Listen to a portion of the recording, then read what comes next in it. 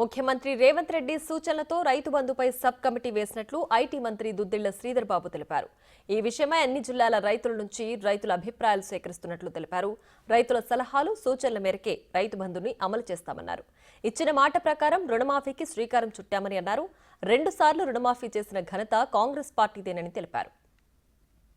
రైతులకు సంబంధించిన సమస్య వచ్చినప్పుడు మాట్లాడలేదు. మీరు ఈరోజు ప్రభుత్వం ఏదో మంచి చేయాలని ఉద్దేశపూర్వకంగా మీరు చేసే వాక్యాలు ఈరోజు దీన్ని ఆపు చేసే ప్రయత్నం చేస్తా ఉన్న నేపథ్యంలో ఇప్పటికైనా మార్చుకోండి.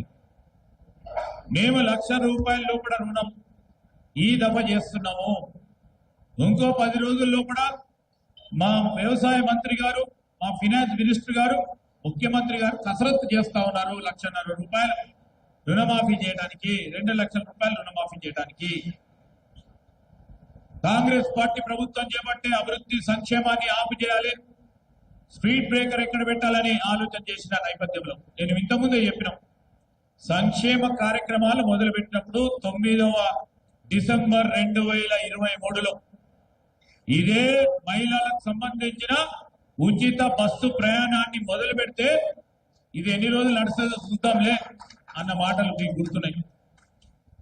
₹10 లక్షల మేరకు రాజీవ్ ఆరోగ్యశ్రీ కార్యక్రమాన్ని మొదలుపెట్టినప్పుడు ఇది ఎన్ని రోజులు నడుస్తుందిలే అని మాట్లాడింది.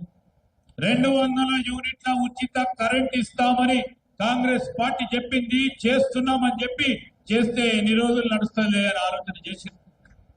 ఈ రోజు హౌసింగ్ మంత్రి గారు రేపు రాబోయే అతి త్వరలో హౌసింగ్ కు సంబంధించి పేదవారికి హౌసింగ్ ఇస్తామని వారు జీవో తీస్తే ఆ జీవో పరంగా కూడా ఇష్టారాజ్యంగా అడ్డగోలుగా మాట్లాడింది. మేము అడుగుతా ఉన్నాం, ఇవన్నీ ప్రజల వద్దకు తీసుకెళ్లి దిగ్విజయంగా ముందుకు తీసుకెళ్తున్న నేపథ్యంలో ఈ రోజు రైతు రుణమాఫీ అనే కార్యక్రమం బృహత్తరమైన కార్యక్రమం.